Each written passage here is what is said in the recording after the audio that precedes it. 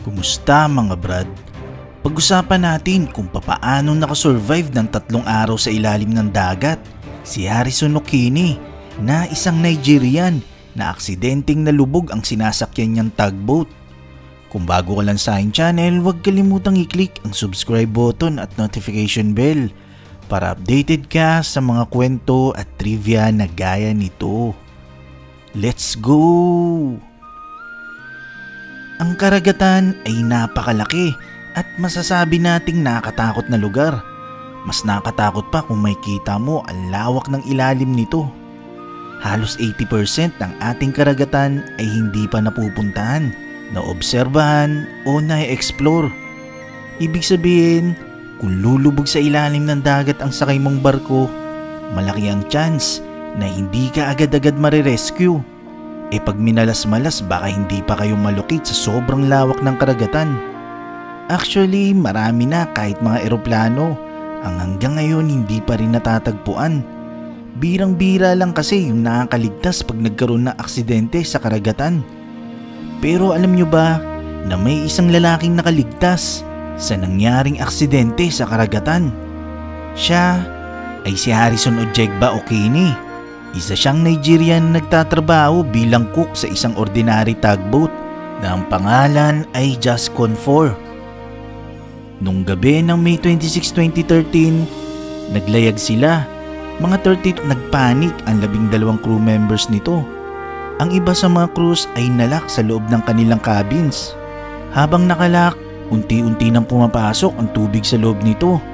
Itong si Harrison Okene nung nangyari yung paggampas ng malaking alon sa kanilang tugboat, saktong nagwiwiwi siya habang nakabrief lang. Paggampas ng malaking alon, bumaligtad ang tugboat, pati rin siya bumaligtad sa loob. Matapos yun, ang loob ng bathroom ay unti-unti nang pinapasok ng tubig. Napilitan siyang buksan ng pinto at dito niya nasaksihan kung papaanong inagos ang mga tropa pips niya palabas ng barko. So nakalabas pa ng bathroom si Harrison Okene. Tumawid sa hallway at nagtungo sa isa pang bathroom at dun na siya kumapit at namalagi. Nung na-reach na ng kanilang tugboat ang ocean floor, nasa 30 meters na ang lalim ng kanilang pinaglubugan. Kasing taas nito ang 7 stories na building.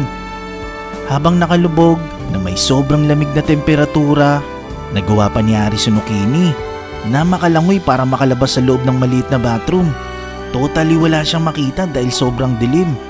Medyo nahirapan na rin siya sa pagpigil ng kanyang paghinga sa ilalim ng tubig. Ginamit niya ang kanyang kamay pangkapa sa gilid-gilid habang lumalangoy sa loob ng tugboat hanggang sa napadpad siya sa isang sulok ng tugboat na isang malaking air pocket sa area ng engineering office.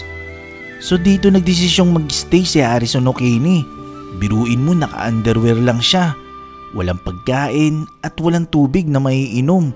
Sobrang lamig pa sa area na to at halos kakaunting oxygen na lang ang meron dito.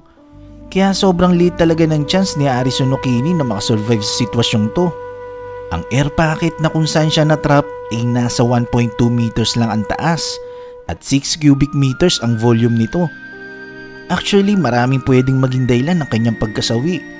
Pwedeng dahil sa sobrang ginaw, pwedeng sa sobrang pagkauhaw o pagkagutom, o di kaya pwede ring umangat ang tubig sa air pocket na magdudulot sa kanya ng pagkalunod. Pwede rin siyang maubusan ng oxygen at masuffocate. O di kaya maari siyang kainin ng buhay ng mga pating. So paano nga ba na-manage ni Harrison Okene na mapagtagumpayan itong mga pagsubok na to sa ilalim ng dagat? Isa pa sa kanyang problema ay ang mga pating. Bagamat pinagpiestahan na nitong kainin ng kanyang mga kasamaan at tropa pips, hindi naman siya nakita ng mga ito sa loob sa kanyang kinaroroonan. Dinig na dinig ni Harrison Okene kung papaanong inunguya ng pating ang kanyang mga tropa pips sa labas. Halos unti-unti na siyang nauubusan ng oxygen at nasosuffocate at iniisip na baka doon na rin siya madededs. Nung humupa ang malakas na alon sa ibabaw ng karagatan, nagpadala agad ang kumpanya ng grupo ng mga divers para imbestigahan ang lumubog na tugboat at i-recover ang katawan o yung mga bangkay ng mga crew members. Hindi alam ng kumpanya na may isa pang taong buhay sa ilalim ng dagat. Pagdating ng mga divers sa pinaglubugan ng tugboat, kumatok ang mga ito Narinig ni Harrison Okini ang malakas na katok galing sa labas at nakita niya ang sinag ng ilaw ng mga divers. Kaya agad-agad din na kumatok si Harrison at sumigaw para humingi ng tulong. Laking gulat ng mga divers na mayroon pang buhay sa loob ng tugboat dahil ang purpose lang kasi talaga nila ay i-recover ang bangkay ng mga crew members. Pinuntahan siya ng mga divers sa kanyang kinaroroonan sa mismong air pocket sa loob ng tugboat.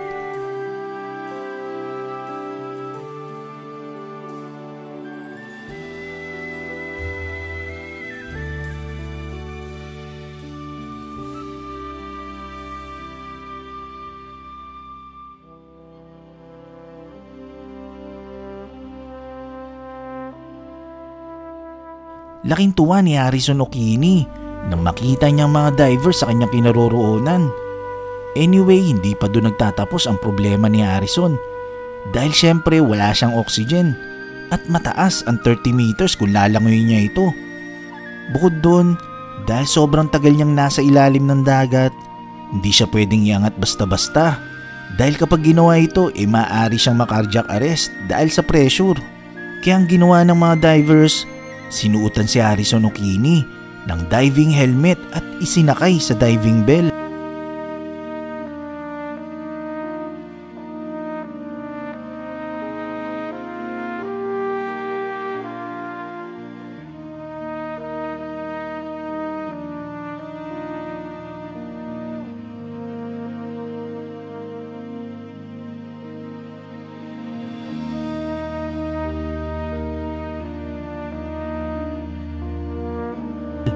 At saka siya inangat sa ibabaw ng dagat. Pero kinailangan niya munang manatili sa decompression chamber ng 2 araw bago makauwi sa kanyang pamilya. Ito ay para ma-decompress ang kanyang katawan mula sa matinding pressure sa ilalim ng tubig.